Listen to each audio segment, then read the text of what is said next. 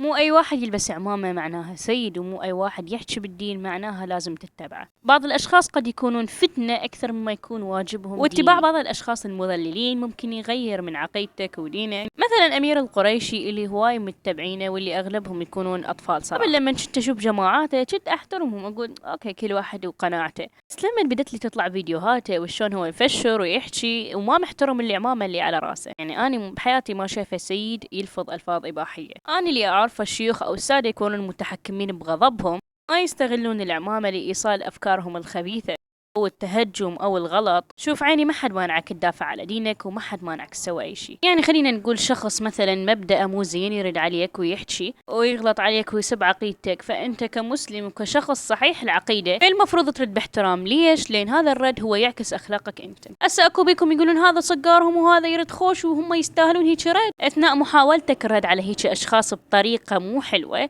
راح تخسر نفسك أنت، راح تقلل من قيمة نفسك من خلال هاي الألفاظ المو حلوة. فما حد مانعك تدافع عن عقيدتك، بس دافع عنها بصحة، دافع عنها بأحاديث بروايات، مو تجي تفشر وتنزل من نفسك. الطرف المقابل حتى لو كان غلطان وحتى إذا كنت أنت صح، شنو راح يقول وشنو المبرر مالته؟ راح يقول إنه هم صحيح، راح ياخذها حجة يقول هو لو ما غلط كان ما فشر. للبيت عليهم السلام وموصين إنه إحنا ما نرد الإساءة بهالشكل. عليك البشار وعليك الصدام وعليك بشار الأسد. حياك الله، حياك الله بسجن صدنايا، يا أهلا ومرحبا.